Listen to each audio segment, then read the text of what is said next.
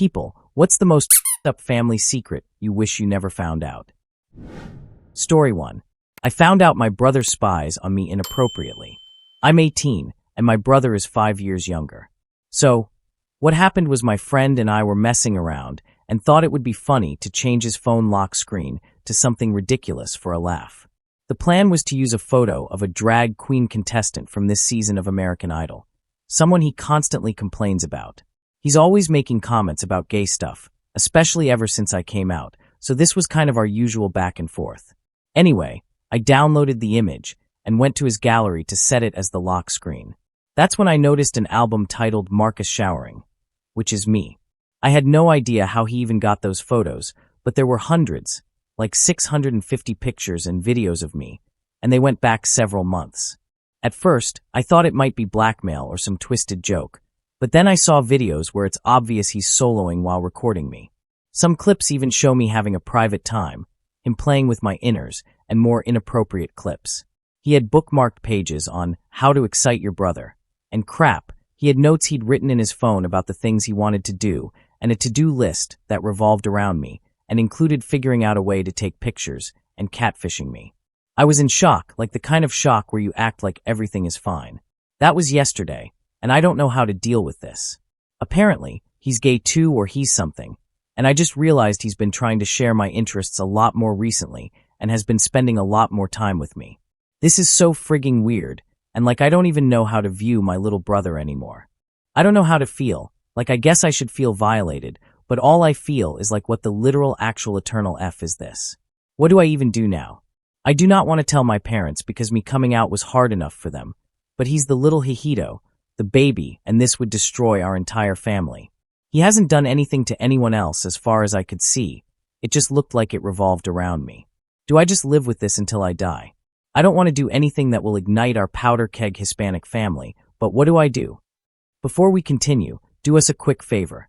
Smash that like button and subscribe to support our channel. Story 2. After I found out my mom's secret, I tinkled in her ashes and threw them into the river. My mom died a slow, painful, agonizing, humiliating death from breast cancer. It put us all through hell to watch her waste away as her body literally ate itself to death. It devastated us when she passed, because she had been such a huge presence in all of our lives. Her one request was that we cremate her and that I keep her in my house, which we did and I did, in the most beautiful urn we could afford. The counselors at the hospital and hospice told us all about the stages of grief, and about how long we could expect to linger in each stage, or even move back and forth between them, and that was completely okay and natural. Then we found out she'd stolen our identities. It started, I don't know how long ago. It started with letters disappearing from my parents' mail, and later their safe deposit box. Things like utility bills and credit card bills. My dad would miss a payment because he never got a bill, and then have to spend hours sorting it out and calling the companies one by one, multiple times a week, just to see if he actually owed anything since he wasn't getting bills regularly. When I went off to college, I couldn't get an apartment because my credit score was 300, and I'd never applied for a credit card in my life. My brothers would get threatening phone calls from collectors at 4 a.m, demanding that they pay debts they'd never taken out. At one point, between the 4 of us, we had 9 bogus credit cards somewhere out there in our names, dragging down our scores and making it next to impossible for us to get a car, or an apartment, or into grad school, or get a job. My younger brother got turned down from an unpaid internship because his credit score was too low, because someone had stolen his identity when he was in elementary school. It never occurred to us how suspicious it was that, out of the whole family, only our mom's identity had never been stolen. We found her out after the funeral, when my dad found something strange in a drawer full of my documents, including copies of my birth certificate. It showed $5,000 in bogus debt taken out right before she went into hospice care. We found similar squirrely crap in my brother's respective drawers. My mom stole my identity, my brother's identities, our dad's identity, and his parents' identities, and who knows how many others. She lied about it for years, for decades. She said she was helping us protect ourselves and navigate the system when she helped us dispute some of the charges, but she knew exactly who was stealing from us and probably just covered her own tracks that way. I tried therapy. I tried counseling. I tried getting a lawyer to help me undo the damage my own mom did to me. But every month, new crap would come to light, new debts she'd made for me would surface. The full extent of harm she knowingly and intentionally did to me would expand just ever so slightly, and there was absolutely nothing I could do. No closure. No explanation. No apology. Certainly not any inkling of what the hell she did with all this money. And there she was, sitting up on that shelf, smug in her stylish little urn. And now I hope a dolphin chokes on her. Because dolphins are frigging evil predators who smile all the time too. Story 3. My cousin has a mail order bride. Let's call him Jack. Jack is a real jerk. He's always had a toxic attitude toward women, misogynistic, controlling, emotionally stunted. Unsurprisingly, he struggled to form real relationships. Eventually, he turned to one of those international matchmaking websites and connected with a woman from the Philippines. She came to our country through a legal process, married Jack, waited for her residency, and eventually moved here. But instead of starting a new life together, she ended up living in Jack's mother's basement. For a while, that's where they both stayed. Later, Jack had to move out for work, but she remained behind. She still lives there to this day. Every now and then, she visits Jack, mostly to clean his apartment or sleep with him. It's painful to watch, because everyone in the family knows what's really going on. Jack is verbally and emotionally abusive to her. Likely physically too, though no one has caught him in the act. He's manipulative and cold, possibly struggling with deeper psychological issues. He can act like a full-blown sociopath. Nobody talks about it openly, except for me and my mom. We have long, hushed conversations about the poor girl. We both hope she leaves him someday. A few things to clarify. This woman wasn't trafficked, coerced, or brought into the country illegally. She came by choice, through legal channels. She was trying to get out of the Philippines, and these matchmaking sites, while controversial, do offer some women a way to start over in a new place. Still, starting over with someone like Jack feels more like trading one prison for another. When this all began, I was too young to fully grasp how messed up it was. My family shielded me from a lot of it. Now that I'm older, I see the cracks clearly. I told my mom that if I ever see Jack hurt her, physically or otherwise, I'll call the police. But honestly, she probably wouldn't press charges. And that's the heartbreaking part. Even though everyone in our family tells her she should leave, she stays. The abuse mostly stopped when they stopped living together. Their contact is minimal now. Jack has even mentioned wanting to end the marriage. She, on the other hand, doesn't even seem to like him, but still refuses to leave. She's deeply Catholic, and we think that plays a big role in her staying. Her family back in the Philippines is also pressuring her to stay married, possibly out of religious obligation or fear of shame. Even so, if she did leave him, she'd be supported by all of us. We'd help her. But until she decides to go, all we can do is wait and keep hoping she realizes. Story 4. I was essayed by my father when I was a child. One of my earliest memories is sitting in a lawyer's office with my sister when I was just 4 years old, being asked which parent I wanted to live with. My parents were in the middle of a divorce, and I had no idea what was really going on. I was scared, overwhelmed, and I missed my dad, so I said I wanted to live with him, not understanding what that would mean. In the end, my parents were granted shared custody. My sister and I stayed with our mom from Sunday to Thursday, and with our dad from Thursday afternoon to Saturday afternoon.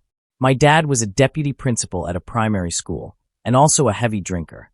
My mom was strict, traditional, but ultimately a kind and stable presence. Every night I stayed with my dad, he drank.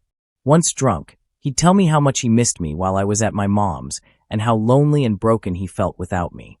He'd say he was going away for good, that I'd never see him again, and that it was all my mom's fault. When he dropped us back off at her house, he'd cry, hug us tightly, and say goodbye like it was the last time. I was terrified. I believed him every time. I was too young to recognize manipulation. I just didn't want to lose my dad. So, I kept going back to his house. Even though it was dirty, we were barely fed, and I was constantly miserable. He'd keep me up at night, drunk, making me sit beside him for hours while he told me twisted, fabricated stories about how awful my mom was and how she was ruining his life. Then he'd go to bed and make me sleep next to him. By the time I was 7, this had become routine. I was an anxious, emotionally exhausted kid, deeply attached to my dad and full of resentment toward my mom, all based on lies. Our custody schedule never changed. Worse still, my dad started to resent my sister. She didn't fall for his emotional manipulation the way I did, and he took that personally. At night, he would scream at her, saying he hated her, that she was just like our mom.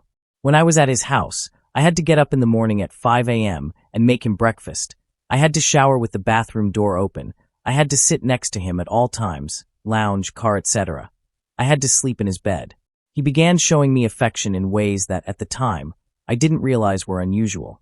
As a child, I didn't see anything wrong with it. I just thought it was his way of being close to me, and I was happy to be getting his attention. I believed it was normal.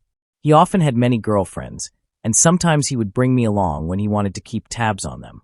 We'd drive past their houses repeatedly, sometimes for hours, and he'd make silent phone calls, calling and hanging up without speaking.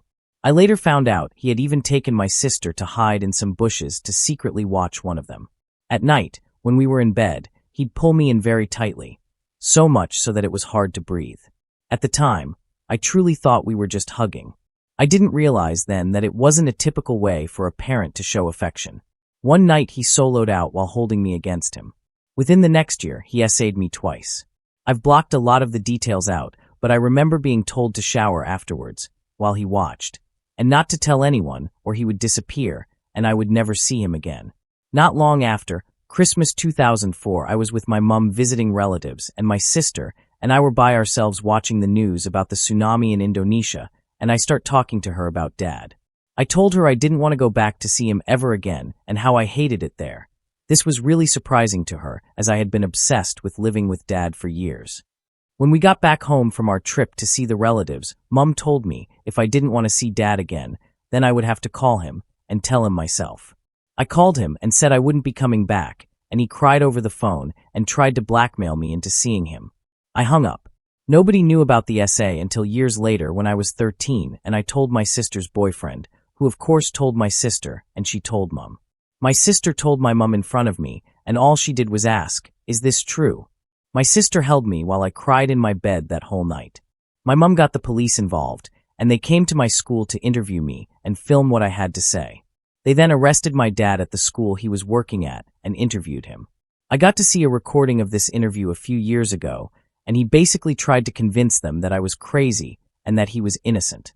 It went to court, and he was found guilty of 2 counts of SA and 1 count of aggravated indecency, and was sentenced to 13 years in jail. He filed an appeal, and it went to trial again, and we won again. I just found out that he has again filed another appeal, and that this will be going back to court a 3rd time. He is out on bail pending the court case. Story 5. My grandfather was a native of South Korea and fought during World War II. Sometime in the 1940s, during the Japanese occupation of Korea, he offed a Japanese soldier, snuck up and stabbed him from behind with a knife. According to family lore, there wasn't much blood, and for reasons I'll never fully understand, my grandfather decided to take a photo with the body. Not in a grim or gory way, more like a posed buddy picture, with the soldier propped up beside him. Fast forward to 2008. By then, most of our family had moved to America, and I was born and raised in a quiet, rural part of New York. That year, my grandfather passed away.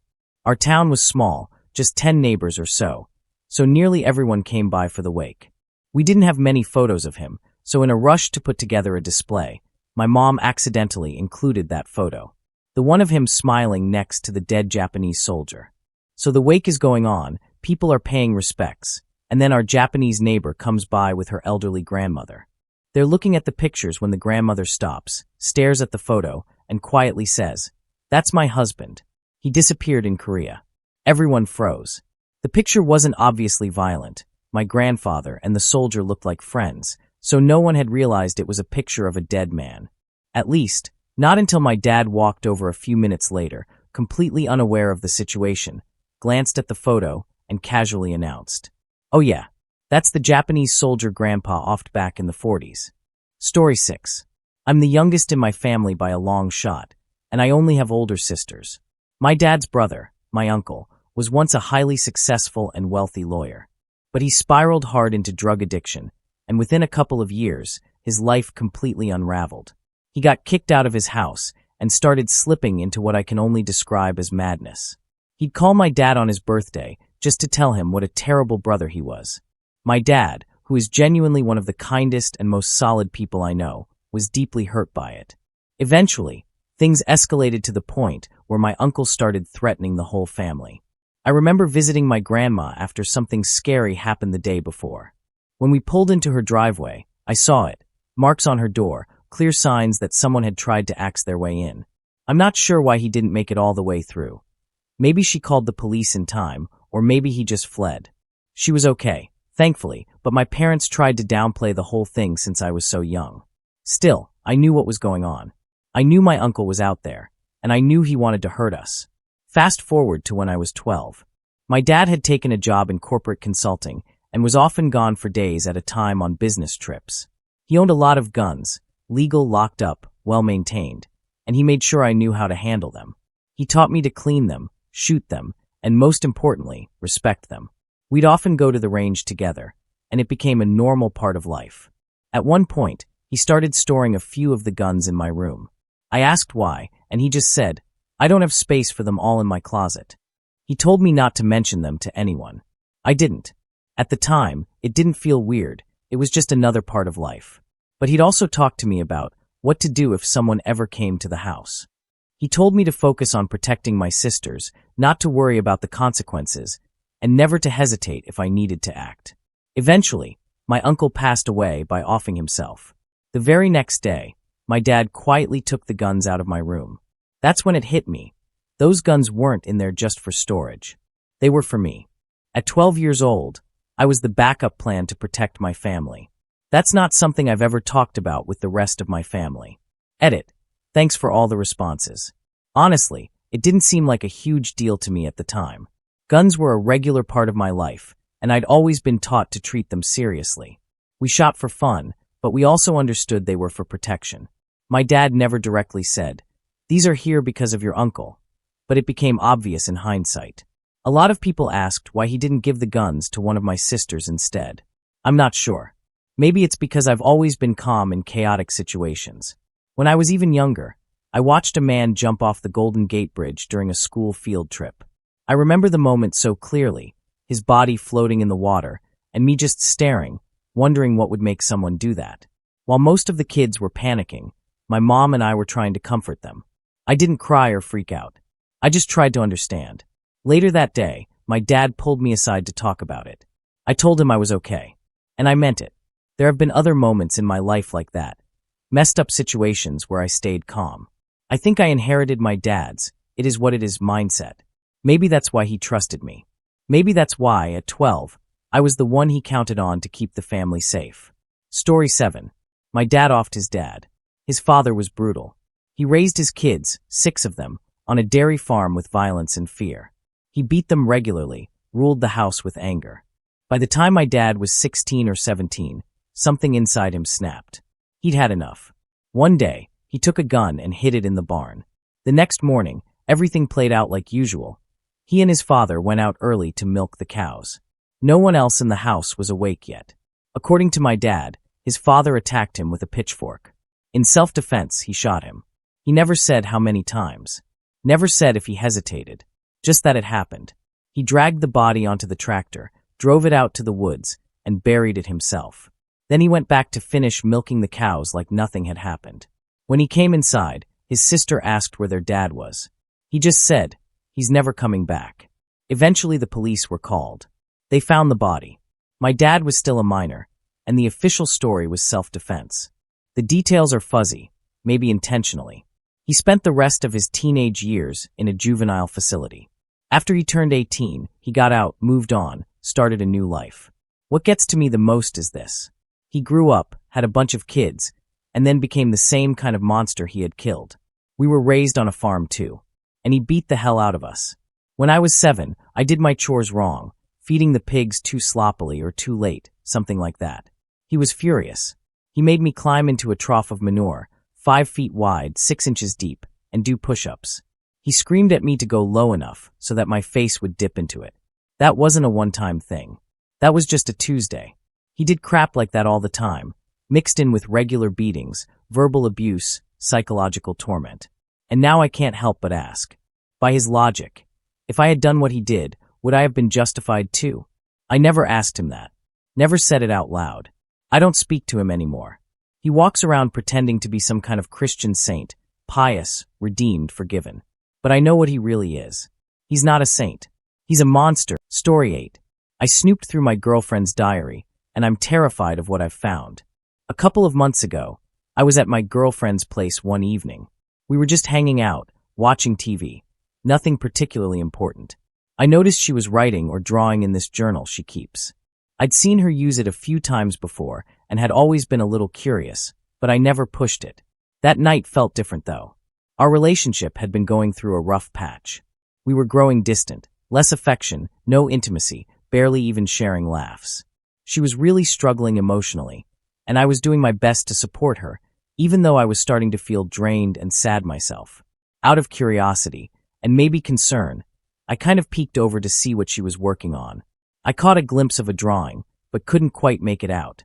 Eventually, she put the journal away in her desk drawer and went to bed. I know it wasn't the right thing to do, but something in me couldn't let it go.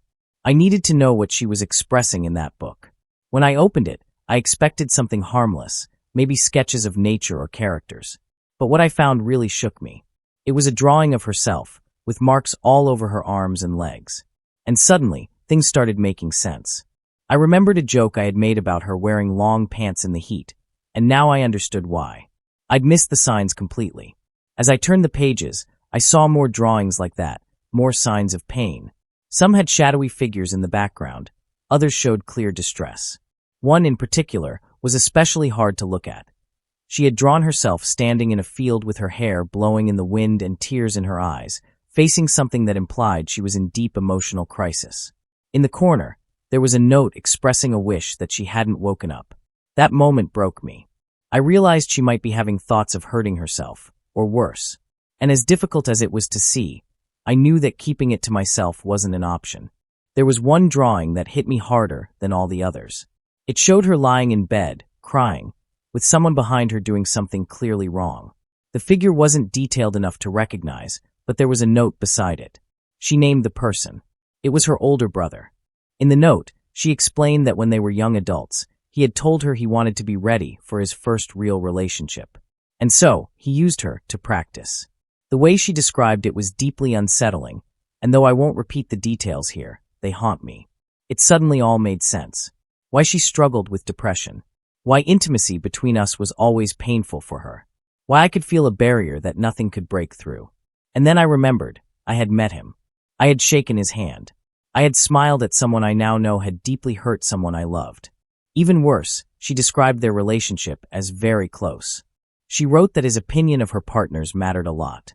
And I was the first boyfriend he ever approved of. That realization made me sick.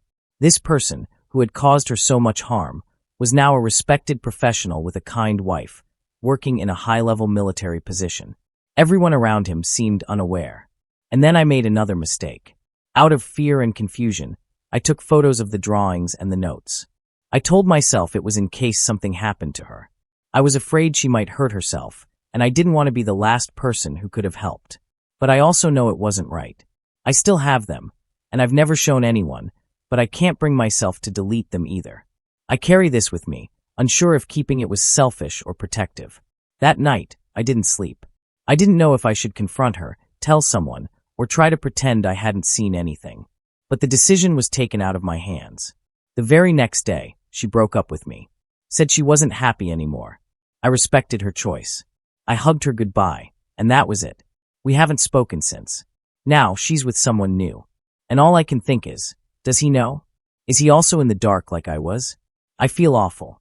I betrayed her privacy and uncovered truths I was never meant to know. I have no doubt that these were things she had worked hard to keep hidden. Maybe even things no one else in her life knows. And now I know them. I know things that could tear families apart. Things that would shock everyone in her life. Her parents don't know. Her brother's wife doesn't know. His job doesn't know. And I'm the only one who does. I feel like I'm carrying a devastating secret, and there's no safe way to let it go. I could speak up and shatter everything, but I'm not even sure it's my place. At the same time, keeping quiet feels like complicity. I'm stuck between silence and explosion. I'm scared. Scared someone will figure out who I am. Scared that I've already done irreparable harm. Scared for her and for what the future might hold. Most of all, I just wish I could go back in time, to that moment before I ever opened the journal, or even before I met her. I wish none of this had ever happened. But it did, and now I don't know what to do with it. Story 9. My family has a public image that is a pretty big sham. Everyone thinks we're a big, happy family, and everyone acts like it in a public sense. In a certain corner of the internet, my family is pretty well known, so it's a pretty public thing. In reality, my childhood was pretty messed up. My dad was verbally/emotionally abusive and had severe anger issues. He once whipped my brother with a belt because he was peeing too loud at night. I would always get yelled at because I was typing too loud when I used the computer, stuff like that. He told my brother when he was 10, and me when I was 13, that he was too old for hugs. I cannot remember the last time that my father told me that he loved me. When I was 16, I was being essayed at work. My parents grounded me for 2 years. The only thing they mentioned about my being essay was a snide comment from my mother implying that I was asking for it. For those 2 years, the slightest thing that happened was my fault in my father's eyes, and I got yelled at for it. And honestly, he's done that to every one of my siblings, and the only time it was presented as an issue was when he did it to my mother. He would accuse her of doing trivial things to mess with him, say, leaving a door open, and get really mad about it.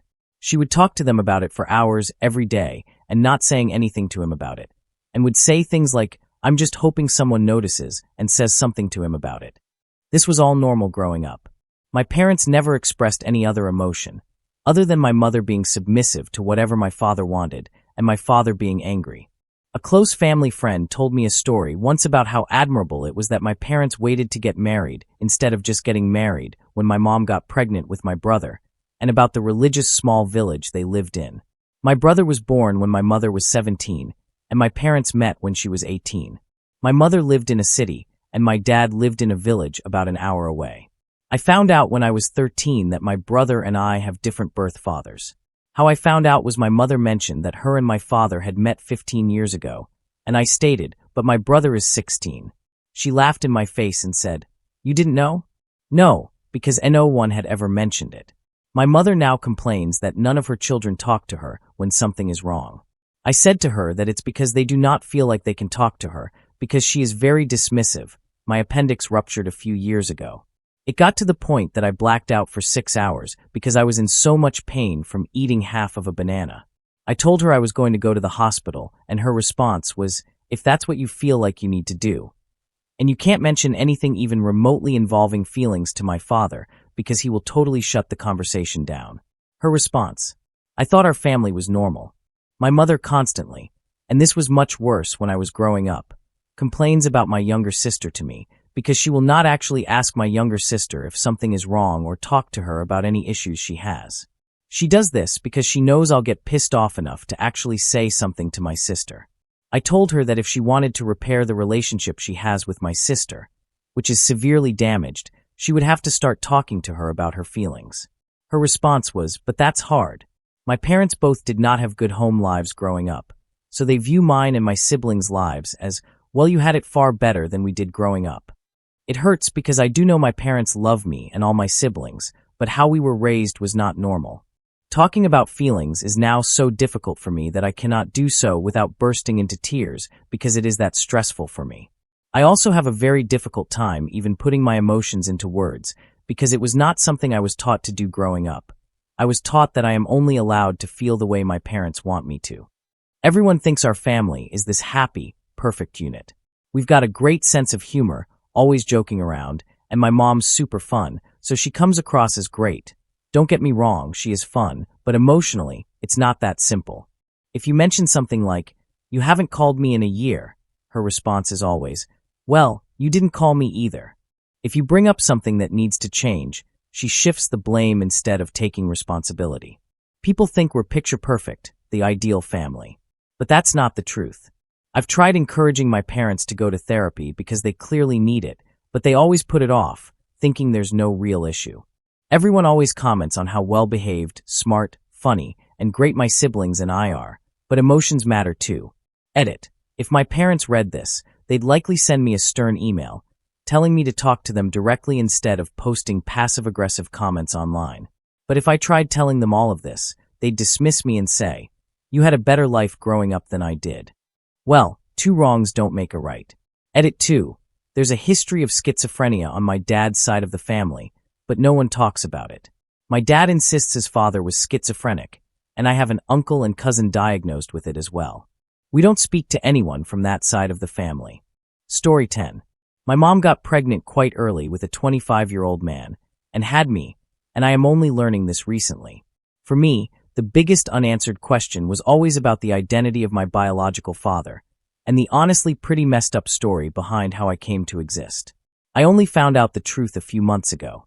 I was getting ready to start my first driving lessons and needed my birth certificate and social security number. I had no clue where either was, so I asked my grandma, who's basically the family vault for important documents. She told me to check the small brown box under her TV stand. So I start digging through it. There were old obituaries, news clippings, and birth certificates, but not mine. I found my mom's and my uncle's. Then I saw a piece of paper from LabCorp. Naturally, I thought, oh damn, does someone in the family have some kind of blood disorder? I opened it up out of curiosity. Nope, not a blood disorder. It was a paternity test from 1997, with my name and my mom's name on it. And a third name, Richard Banger, not his real name. I'm changing it for privacy. I stared at that name because I had never seen it before in my life. And that's when it hit me. This guy is my biological dad, just sitting there in black and white, under a TV for who knows how long. I'd spent years wondering who he was, and the answer was literally sitting in a dusty box. Completely stunned, I went to my uncle like, dude, what the hell is this? That's when I got the full story. Back in 1994, my mom was a rebellious 14-year-old kid, hanging around the wrong crowd while my grandma worked 2 jobs trying to keep everything afloat. Somewhere along the way, she met her friend's stepdad, who was 25 at the time. He impressed her with his car, his cash, and probably a ton of smooth talking. Eventually, they started seeing each other, and she got pregnant. My grandma found out and immediately reported him. He was arrested for SA. 9 months later, I was born. My mom got her life on track, and we went on to live as one big, chaotic, dysfunctional family. Story 11. Dad revealed to me my aunt's unspoken, messed up secret that I shouldn't even know. 2 nights ago, my dad opened up to me about possibly the most messed up thing to ever happen in my family, and my dad's side is both ginormous and rather screwed up in all brutal honesty, though I will save those stories for another time. I can't stop thinking about it, and I obviously can't speak about it to other family members, so let's overshare on Reddit. All names used are fake. For background info, my grandmother is the oldest of 10 siblings from my gambling-addicted great-grandmother. My great-grandmother had 2 marriages, anywhere between 4 to 5 different baby daddies, and left for weeks at a time to go on promiscuous gambling excursions while leaving her children to fend for and feed themselves, often coming home pregnant. My grandmother essentially raised herself and grew up in deep poverty in Detroit of all places. In the late 60s, she met my grandfather and soon got married and had my dad and my aunt. Unfortunately, my grandfather decided to partake in a slew of drugs, raise hands on my grandmother, and steal cars to make money. Eventually, he was run out of the state by the cops and went on all sorts of drug and crime-filled adventures around the country. My grandmother's second ex-husband, Harold, came into their lives in the late 70s when my dad was 10 and my aunt, Victoria, was 8. They then had my dad's younger half-brother, Harry. When Victoria was a young adult, she began having relations with her stepdad, Harold. However, I have known this for years already from my dad. When my grandmother found out that they had been sleeping together for a few years, she immediately divorced Harold, and my family cut Victoria out of their life. I did not know about my Aunt Victoria and her 3 sons until I was 10, the year my aunt and grandmother made up after over a decade of silence. Victoria had been cheating on her high school sweetheart and future husband the entire time, and while turbulent, they are both still together. Apparently, her oldest child, Carl, is actually the child of Harold. My aunt accidentally conceived a child with her stepdad, and my dad was the only person who knew this secret besides my aunt. Carl does not know the truth, and certainly has no notion of that being a reality. In fact, Carl is named after his presumed father, Victoria's husband, and they are referred to as Big Carl and Little Carl. Harold, who died in 2011, did not know this either. As I have gotten older, my dad has begun opening up and being honest about dark family secrets. Take my word that my dad is an extremely private and secretive person, He detests the drama slung within his ginormous family, disassociates with the majority of them, and actively avoids family and social events. My dad wishes to live in solitude and peace, and has no reason to say something untrue. I haven't been able to stop thinking about this since. I have been comparing pictures of little Carl, big Carl, Carl's now apparently half-siblings Rico and Alex, and Harold. The resemblance between little Carl and Harold is both uncanny and shocking. They share facial, height, weight, and hair similarities. Even when I was a child and first met them, I remember telling my dad how Rico looked way more like big Carl than little Carl did. I can only imagine what my dad thought, and how hard it was to keep his mouth shut until a decade later. This means that little Carl never knew/met his true father, Harold, is half-brothers with his uncle Harry, and unfortunately has the DNA of both of my grandmother's crappy ex-husbands. Surprisingly, little Carl is actually a quite kind-hearted and hard-working individual who heavily loves and respects our grandmother. I feel so bad that I know this and little Carl doesn't, yet it's not my place to tell him in any capacity, and I have no idea how he would react or what would happen to their family. I'm sure they all know that their mom slept with her stepdad, since it's why she wasn't in contact with their grandmother for most of their life. Also, this is the cherry on top of the story. It gets more messed up. The youngest brother, Alex, is over 10 years younger than his brothers Carl and Rico. According to my dad, Alex is actually the son of Big Carl's younger brother. I don't know who Big Carl's brother is or what he looks like though. Again, none of them except my aunt, my dad, and I know this now. I don't know how my dad knows this, or why the heck my Aunt Victoria would have a child with someone besides her husband within their extended family twice. Now I understand why my dad resents my aunt, but holy crap do I feel bad for my cousins for the fact that they will probably never know the truth. Story 12. 3 years ago, when I was 17, I stole my dad's phone, went through his messages, and exposed his affair. At the time, my parents fought constantly, nothing new there. My dad had already cheated 3 times before, and every time, my mom forgave him. That day, I was helping them out as a camera assistant at a football game. My dad sent me to grab his phone from the car. He probably didn't think twice about it, but I had a gut feeling, the same pattern of sketchy behavior. He was irritable, secretive, always tired, and using the same excuses he had during past affairs. The week before, we'd gone to McDonald's with one of his models. He's a hobbyist photographer, mostly erotic stuff, which my parents were oddly open about. This woman fit his exact type. She acted super uncomfortable, almost like she was squirming in her own skin. My instincts flared. So, I unlocked the phone, I knew his passcode, and started scrolling. Sure enough, there it was, evidence of another affair. I screenshotted the messages, returned the phone like nothing happened, and went about the rest of the day as usual. Nobody noticed a thing. I wasn't sure whether to tell my mom. She had been in a rare good mood, and I didn't want to ruin it. So instead, I called my half-sister and told her everything. That's when things spiraled out of control. Let me break it down. The next day, my parents had a spontaneous blow-up. This was before I told Mom. I panicked and called my sister again. I was genuinely afraid it would get physical. She came over like a storm, screamed my dad into oblivion, threw a drink in his face, and threatened to call the police. My mom had a full-on meltdown. My dad took off and didn't come back that night. The next few days were a blur. I was struggling with my own mental health at the time, so a lot of the details are foggy. But here's what I do remember. My dad stayed at my grandma's weekend house. My mom eventually drove there to talk to him and walked in on him, literally in the act, with the same woman, Gabby, someone my mom actually used to work with. My mom told us he was fully bare in her own mother's house. She told him to go F himself, and he had the audacity to say it was her fault. She then turned to Gabby and called her a bitch before storming out. She was shaking so bad when she got home. I honestly don't know how she made it back. She could barely talk.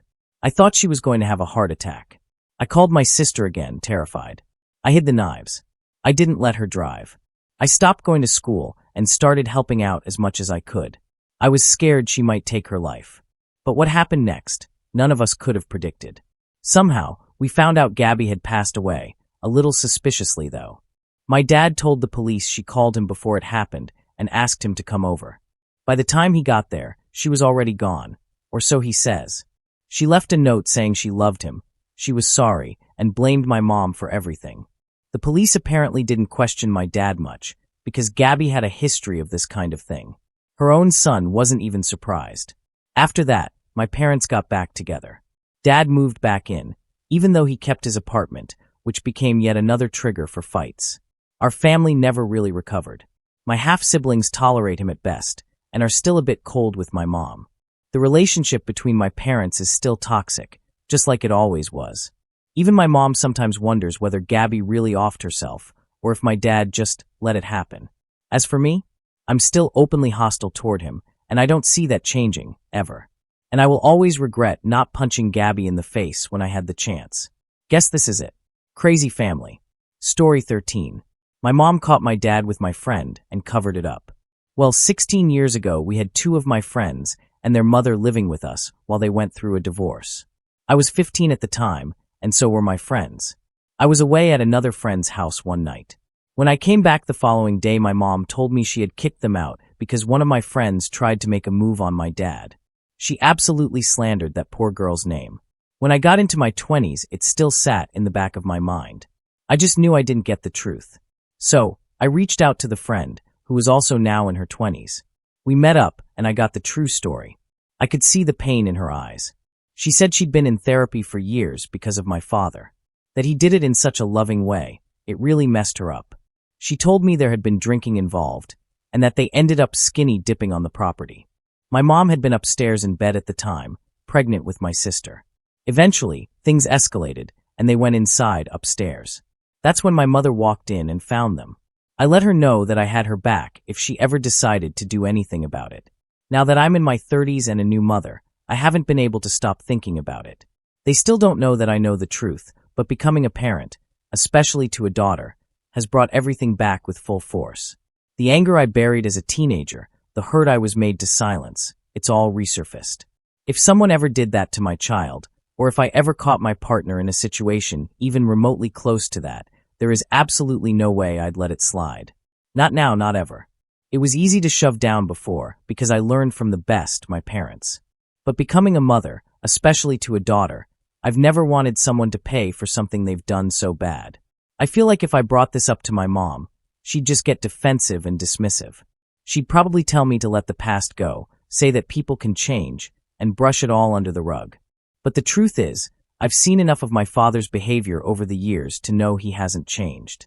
His anger, his need to control, the way he deflects blame, it's all still there. He carries himself like he can do no wrong, and my mom is so wrapped up in protecting him that it's hard to even picture her truly listening. Sometimes I wonder if that girl, the one who was 16 at the time, was the only one. And if she was, and nothing ever happened again, would that somehow make it okay? Is that something that can be forgiven? Because deep down, I don't feel like it is. There's a part of me that wants to tell the whole family, but I'm scared they'll just minimize it. That they'll label me as overdramatic or unstable and push me away, maybe even turn my siblings against me like they've done before when I stood up and said something uncomfortable. So, I guess I'm just trying to get this out of my head and off my chest. Story 14. My brother inadvertently OD'd my mother 15 years ago, and I've kept it a secret from him until now. I'm a 34-year-old woman with one older brother, 3 years my senior. Growing up, especially through high school, we weren't exactly close. He was the classic bad boy older brother, skipping class, blasting black metal, and smoking weed. I was the opposite, the straight A, choir-singing, extracurricular overachieving good girl who made the family proud. Despite the contrast, he always had my back. We just existed in totally different worlds. I think we were both secretly trying to protect each other from our respective friend groups. You know the type. His friends would have eaten mine alive, and mine probably would have judged his to death. If you know, you know. Recently, he moved to the same city as me, and we've started reconnecting as adults. Over some Christmas drinks, the topic of the devil's lettuce came up, specifically recreational use and how our mom might actually benefit from something like edibles. She's incredibly high-strung, overworked, and has virtually no personal life outside of her job and her husband. Her idea of relaxing is a 6-kilometer speed walk every morning at 4 a.m. So the suggestion was made, what if mom tried weed? I casually added, yeah, I think she'd benefit from it, not like that time she accidentally took your ecstasy. The look on his face was priceless. Total blank stare, followed by a loud, what? Apparently, He had no idea what I was talking about. Cue my mischievous grin, wine glass gently swaying in hand, and the bubbling laughter I was trying very hard to suppress. I realized that one of the most infamous and traumatic, and honestly hilarious in hindsight, stories in our family lore was something he'd completely missed. So, I took it upon myself to catch him up. Let me set the scene. I was about 18 and had just finished a massage at the mall. I don't know what it is, but every time I get a massage, haircut, or step on a plane, something always happens to ruin the afterglow. Post-massage bliss? Wasted. Fresh haircut? It rains, even in a drought. Flying somewhere? You can guarantee a delay if I'm on your flight. Anyway, I'm driving back to my mom's house after this massage, still floating in that dreamy post-massage fog, when an ambulance pulls out in front of me. No lights, no sirens, so I didn't think much of it, until it turned directly into my mother's driveway. That's when the pit in my stomach formed. I pulled in behind them, heart rate climbing. The paramedics stepped out purposefully. I jumped out of my car and asked what was going on. One of them asked if I lived there, then said they were responding to a call, most likely about my mom. My stepdad emerged from the house right then and said quite bluntly, "She's in her room, and she's all kinds of messed up." So me, the two paramedics, and my stepdad headed inside. The male paramedic took one look around and said, "Wow, it's clean in here. Should we take off our shoes?" And that's when I knew he was really new. My mom's other hobby, aside from 4 a.m. walks, is deep cleaning. I'm convinced that if I hadn't screamed every time she did my hair, she would have vacuumed me. She's so out of it, you could wear your boots on your heads and she wouldn't notice. My stepdad responded dryly. We headed to her room, where I found my mother lying on the bed, flat on her back, arms by her sides, stiff as a board. Her eyes were wide and locked on a corner of the ceiling. She looked like she was halfway between being abducted by aliens and waiting for Jesus. The paramedics introduced themselves and started asking basic questions. Name, date, what she was feeling, all the usual stuff. Then my stepdad quietly pulled me into the kitchen and whispered, "I think she's on drugs." Now this is a woman who has never smoked, never been drunk, aside from one Christmas when my brother forgot the mixer in a batch of cocktails, and who sees alcohol as a sinful indulgence. That holiday incident aside, where honestly, I've never seen her laugh so much, she's basically lived a substance-free life. Unless you count sipping from the communal chalice at church. He went on to explain that, apparently, Mom had been cleaning out my brother's old bedroom. He'd moved out a few years prior, but the room was still set up as a spare for guests, with a few of his things left behind. While cleaning, she stumbled across something she assumed was candy, and without a second thought, she ate it. Now, my brother has always had a sweet tooth, and his room back in the day was basically a treasure map of hidden snacks. Chocolate stashed in drawers, gummy bears behind books, you name it. So, finding a random treat wouldn't have raised any red flags to her, until she took a bite of the wrong one. According to my stepfather, she'd found one of his stashed candies on a shelf and unknowingly treated herself to a mind-altering experience she absolutely did not sign up for. Now, while it was a known but never acknowledged truth that my brother occasionally dabbled in recreational substances, it was an unspoken rule in our house that this topic was never discussed, especially not around me. I told my stepfather he had to inform the paramedics, but he shook his head and said she'd forbidden him. She was convinced that one rogue candy would land my brother in jail for the rest of his life. Not wanting to stress her out and potentially send her spiraling even further, he promised to keep her snack time secret safe. Meanwhile, the paramedics had wrapped up their preliminary checks. Despite being completely motionless, my mom's heart rate was sky high. They came into the kitchen and asked me to go sit with her while they questioned my stepdad further to figure out why she was essentially on the brink of a cardiac event without moving more than her eyeballs and a few rogue fingers. So with some hesitation, I peeked into her room and cautiously walked in, bracing myself for who knows what. I sat beside her and decided to play dumb. I asked gently, "Are you okay? What's going on?" What followed was a rant that could make a PDA mom with a return policy issue at Target look like a Zen monk. Still flat on her back with her arms stiff at her sides and her eyes locked on some imaginary nightmare in the corner of the ceiling, she exclaimed, "Nothing is normal. Everything is wrong. I don't know what's wrong." She launched into a panicked monologue about how the candy must have been off, and how it was just one, and how she hadn't even been snooping, she was just cleaning. Her hands, still anchored at her sides, were flailing wildly from the wrists down, like they were trying to do spirit fingers in a cheer routine her body had opted out of. I feel sick. How can this happen? I wasn't doing anything wrong. I was just trying to tidy up. I reassured her that everything was going to be okay. And right on cue, the paramedics returned with my stepdad. They told her very gently that while they didn't know the exact cause of her symptoms, it would be best to take her to the hospital for further tests, and probably some sedation. I looked at my stepfather, practically begging him with my eyes to come clean. But he stayed silent, holding fast to his promise. And I, being the certified good girl of the family, couldn't bring myself to throw him under the bus of Mom's ecstasy-induced existential crisis. As the paramedics were sorting out logistics with him, I discreetly pulled one of them aside. In a hushed tone, I confessed that it was very likely the effects of an accidental ecstasy, letting on that I might know a bit more about my brother's hobbies than I was previously willing to admit. And so, the paramedics loaded my mother onto the stretcher and began wheeling her through the living room. They parked her there momentarily to go over the hospital details with my stepfather, so he could follow along in his own car. As they were finalizing arrangements, my mother suddenly bolted upright like a corpse rising in a horror movie and began pointing wildly toward a corner of the room. "There's a piece of dust behind that cabinet," she shrieked. One of the paramedics, in classic dark humor fashion, asked, "Would you like to clean it before we go?" She huffed, waved the idea off, and instead barked at my stepfather to take care of it for her. Then, out into the daylight and down the front steps they carried her. As soon as the sun hit her, she slapped her hands over her eyes and started yelling like a vampire in a tanning bed. "Stop! Stop! I have corneal erosion. The sun is touching my eyeballs. Get my glasses," she wailed, still shielding her face with both hands. My stepfather, already one stressor away from his own medical episode, rushed inside to retrieve her sunglasses. With the crisis sort of managed, they finally whisked her off to the hospital. She was sedated and released the next day. Afterward, she made me swear never to tell my brother. She didn't want him thinking she'd been snooping in his room and feared he'd never trust her again. Though to be fair, her cleaning was never exactly subtle.